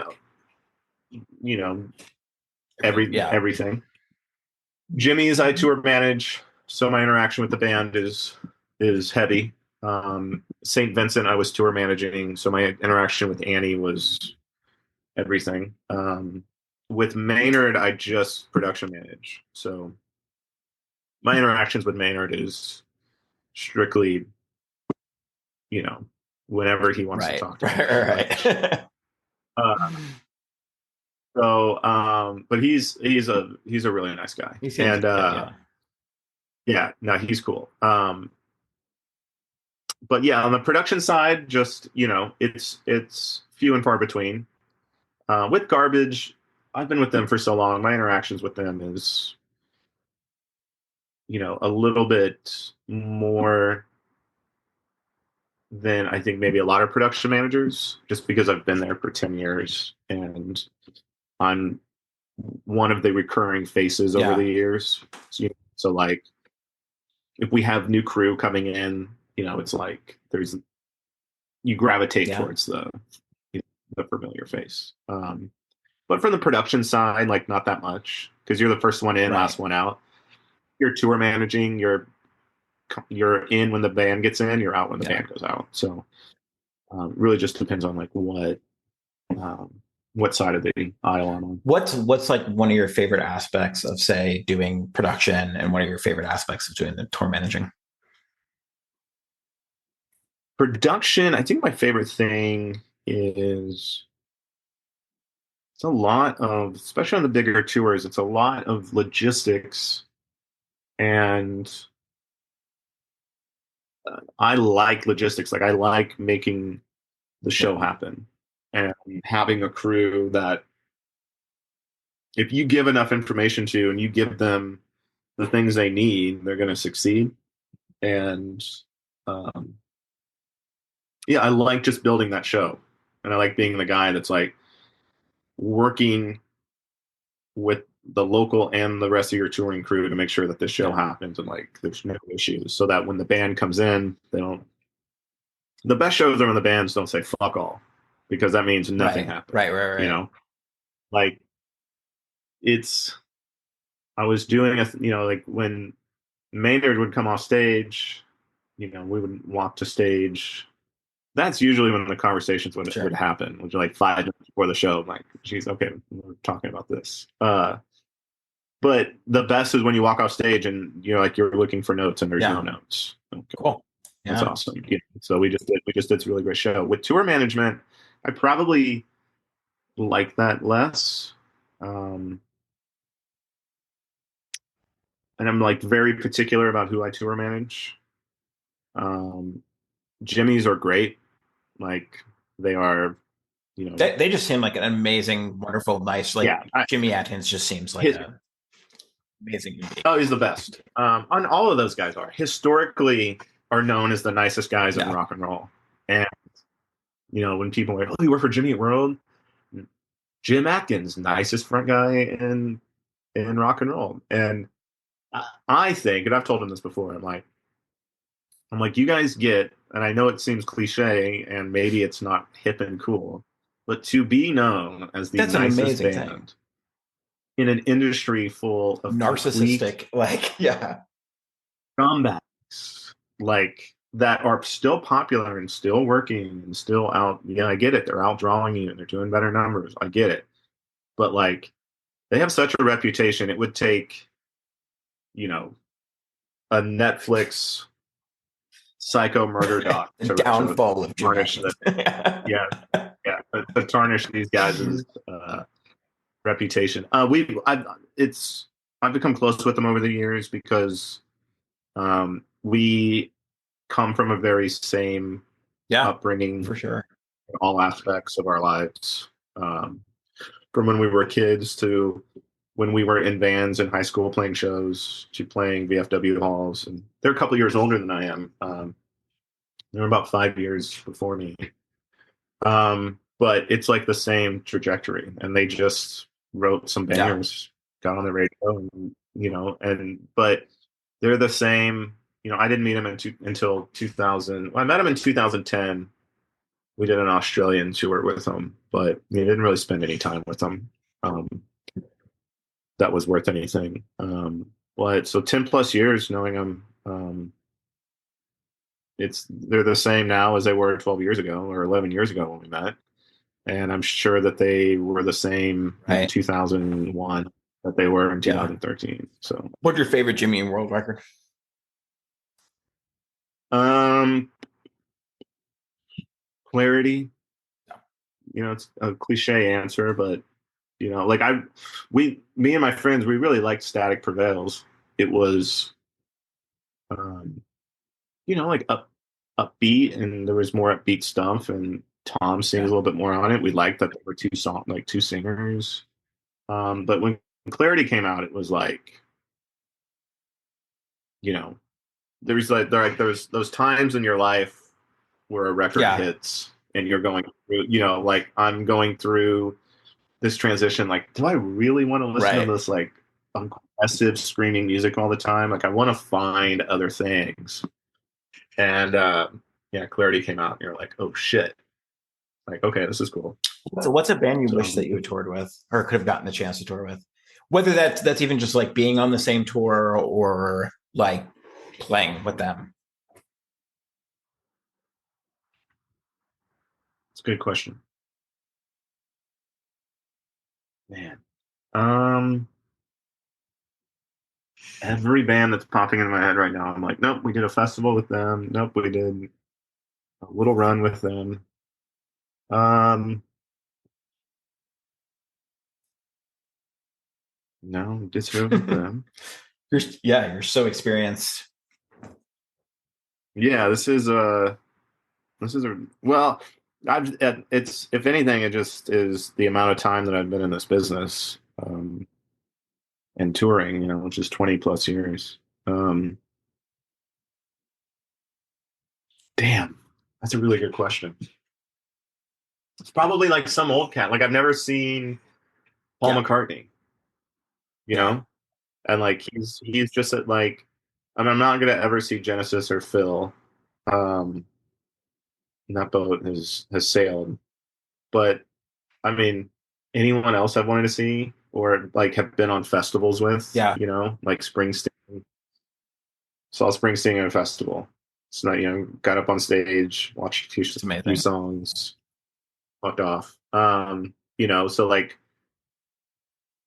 yeah, I mean, like it sounds kind of cliche, but all of these other bands that we grew up listening to, like Weezer was a big band for me in the '90s. You know, we Motion City toured with them. Um, Garbage did Cal Jam in 2018 with one of the first Nirvana reunions, where John from Deer Tick played and Joan Jett played. So they did 6 Nirvana songs. And I've known the Foos camp for years, a lot of the people in that camp. And I just went up to the crew. I was like, I need like the best spot to Yeah. watch Dave play Nirvana songs. And they were like, come right over here. I'm like, great. Never thought I would see Dave Grohl play Nirvana. But I got Yeah. to see That's that. awesome. Yeah. Yeah. Um, so yeah, I don't know. It's really hard. I've been really lucky and fortunate, over the years, and to see a lot of the groups that I wanted to see when I was younger, or make friends with them. What do you think is Yeah. the most underrated record in that scene period? Say like 2000 to 2010. Um, an underrated record. It might not be underrated, but I don't think. I mean, I think Control is, Pedro the Yeah. Lion's Control from start to finish is, um, one. It's one of my like handful of records that I can put on and just from start to finish. Um, so that's probably because when I tell people that, it's like they're like, yeah, I don't know. I'm like, Yeah. it's great. Like it sounds great. Like the drums are great on it. Also, the drums are played by the guy singing and playing Right. guitar, and like that's pretty. I mean, he had a spark on that record that you don't It's hear a like the lot. Control has You know? options and Indian Summer, right? On it. Yeah. That's it. Yeah, Those are some of my favorite songs. yeah, and it's just and the storytelling on that record is Yeah. awesome. Was he on? Was it J Like if Tree you that? What was he on? no, he Control, I believe, still came out on Tooth Okay, and Nail. I was fortunate to say, like I've seen Bazan like a couple times, but I got to see Bazan play with American football when Oh, American nice. football went back on tour. Oh, very cool. Only see a Seattle show. That was it. Yeah. And I think it's underrated too because it's hard for him to make a living playing music with a full Sure. band. Yeah. And I think that's a very he's a prime example for me because I think he's a great songwriter, like of how cruel the business is because here's a guy that's I think a great songwriter and has great records, and I would spend $100 to go see Bazan play, um, but he can't make the living that he needs to make Right. with a 4-piece band Right. on tour. It's, I was like, it sucks, you know. So you got to settle for like living room Right. shows or a 3-piece or him doing a makeshift full band with keyboards and playing drums with his Yeah. feet. I don't know if you saw that. I don't know if you saw that No. version or not. But, No. But didn't he yeah, recently tour off of Hard to Find a Friend and Control? yeah, he's got a 3-piece Okay. band out right now. He's got a woman playing keyboard bass, this guitar player that's been with him for a little while, and he's playing drums and singing, Crazy. which is kind of Yeah. weird. Yeah, weird and yeah. So, but it's working. On that Like, that show with American football, he had just released a new album, but this was the only time he was going to play the album completely electronically. Like he just did a yeah. different version of the record instead of acoustically. Well, that's what's kind of brilliant about him, I think, is that he's got a dozen ways to play every Yeah. single song. And it's like really, really cool. Because there's some songs that I've heard from him. He did a living room tour I went to a handful of years ago where he was just playing. He would like turn an amp on its backside, a PV amp, and run guitar and vocal through it, but he was playing electric. And he had this track called I think Permanent Record, which was digital on a record, keyboards and programmed drums and stuff. And he played it in like a down tuning on a Jaguar guitar that was slightly distorted through a PV amp that he was also running That's vocals crazy. through. And it was I've found some other live video of that, and I'm like, this is the best version of that song. Like it's fucking awesome. And it's the best version because it's just really raw. But it went from this digital recording to this, you know, just really raw Yeah. guitar electric. So it was like fucking awesome. So I just don't think he gets enough run. Um, and I think that record is highly underrated. And the other, I'd say one more is Mock Orange's Nines and Sixes. I don't know if you've I ever heard haven't that heard record of or it. Yeah, not, let's but check it out. great band. They're awesome. Um, they were on Lobster Records, I think it was, or something like that. But Mock Orange, Nines and Sixes is killer. By the way, speaking of American football, Steve Lamos, the drummer, one of the nicest Mm-hmm. guys. I had him on the All yeah, of those I had him on guys. the podcast. Like I was amazed that I could even get him. We ended up talking about They're he's all a we college see. professor, so we ended up talking about like the state of Yeah, academic education. You know? yeah. We see Mike every time Jimmy's are in Chicago. Mike Does he? Kinsella comes out. I love Owen. Yeah, Like his project Owen was like one of the biggest soundtracks yeah, of my that's great. life. We did when I was with that group Vedera. We did a tour with Make Believe, which was Nate and Tim Okay. Kinsella's band. They had a band in '04, '05 called Make Believe. That was Nice. cool. And we did a tour with them, which I won't get into, but you can find uh, an interesting incident from that tour. Just look it up on the Okay. internet. Nate Kinsella, Oklahoma, 2005. All right. Um, Last question, Jason. Um, yeah. what is a piece of advice you would give your younger self? Um, when you first started playing music? When I first We're started taking, playing music, 20 plus years of experience here. are we talking like when I first wanted to do this Yes, professionally, yes, or like yes, when I yes. first picked up a Yeah. pair? Okay. Um, buy stock in Apple. I think.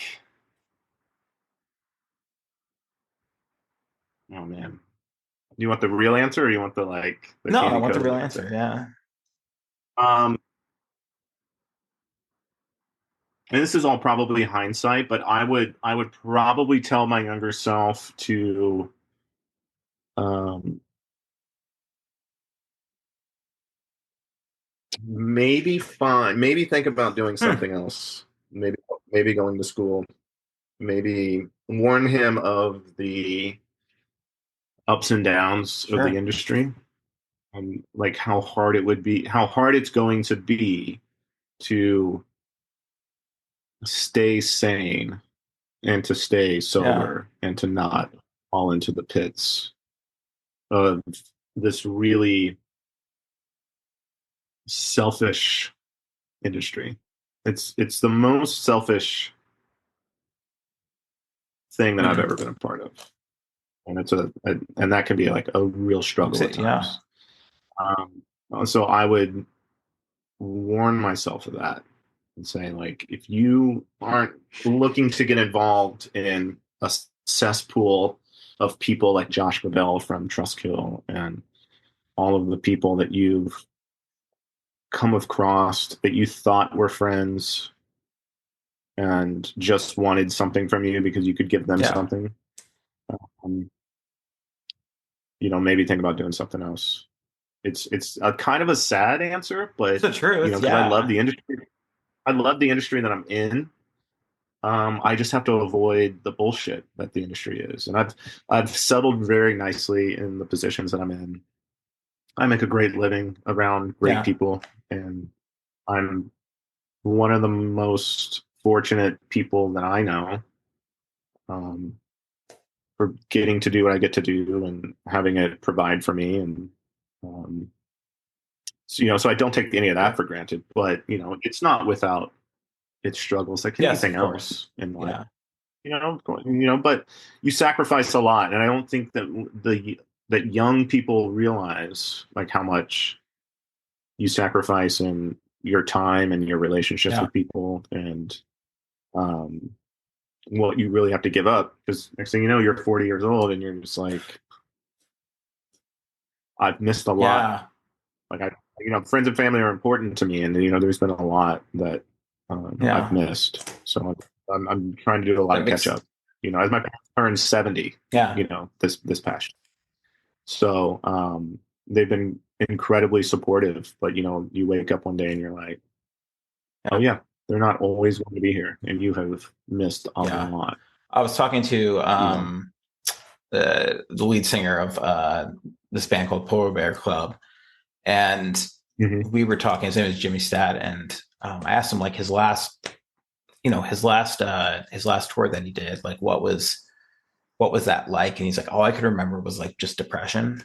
Like I had Yeah. missed so much. I had missed weddings. I had missed like all your friends are moving on in life, and you're just kind of stuck in this, Yeah. this cycle, and Yeah. yeah, kind of that same feeling of just like everybody's moving on. Yeah. And I don't really go through, I'm not that Yeah. emotional with it in terms of like depression. Because if I were depressed, I wouldn't Right, do it. right, Like I'm very much like, I've never put myself in a situation where like, if this is wrong and you don't feel good about this, just stick right. it out, and then I find myself in the pits of hell, 3 years Right. later, and like, how do I get out of this? It's a big part of like why I've never Yeah. done drugs, gotten around in drugs. Not that like I'm anti-drug or anything. It's like that's not good Right. for me. That's not gonna, I'm not, never been a heavy drinker because that's not good for me. Especially if I'm going to be on the road, I need to be clear. I need to have a clear mind and be able to make decisions that are not going to make my life any worse. being on the road. It was more alluding to the fact that there's so much you miss, right? Yeah, but yeah, that's what I mean. To that point, it's like you have to accept that though. So what I was saying with like, if to my younger self, like, hey, here is how this is going to go.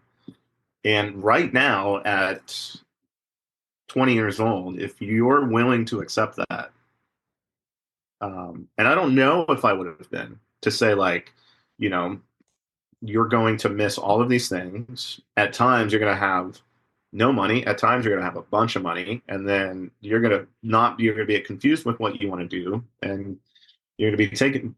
People will try to take advantage of you at every turning point. Now that happens in life all the time. So this is not a woe is me for musicians, but if you can come to grips, like you were talking about the guy from Polar Bear Club. If I ever felt like that, I would be done. And that's what he was, Yeah, and good for him. Like more, and when I hear people that are in bands get to that point and they're able to walk away and then do good and then be healthy and be all these things, I'm so stoked for them. And I'm like, because if you don't do that, you'll wind up in the ground. I know lots of people that have sadly ended up that way over the years, and it's like, fuck, it's like, I wish you could have gone back to your younger self and been like, don't do this because this is not good for you.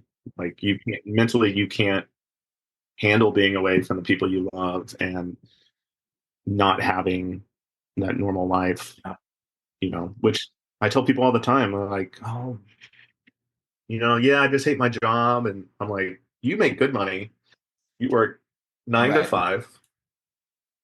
If I say it all the time. I'm like, the moment a steady job, I shouldn't be saying this, so I hope no one I work with hears this, but the moment a steady job comes and they're like, we can pay you X, it's a serious. It'll be the first time I go, this is a serious, let's talk about this, because I can make the same amount of money and get health benefits. Stability is a hell of a thing.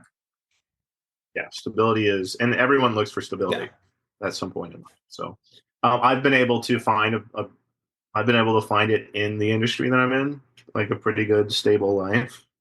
But man, it's really hard to maintain it at times, like anything else. But yeah, the long-winded answer would be warn myself of the dangers and the pitfalls of this industry, very much so, and say like, maybe go get your 4-year and maybe you'll find something that's more attractive than trying to play drums in front of a bunch of people. Thank you for being honest with that. Like that's all I ask. I got to get going here, Jason. Thank you so much for the conversation. Dude, of course. Dude, thanks for chatting. It blew by, man. It was a good chat. All right, man. Well, I will talk to you later. Have a great time in LA when you get out there, whatever you're doing. And I will let you know when this comes out. Awesome, Jeremy. Thanks so much, Jason. Have a good night, man. Later, buddy. Bye. You too.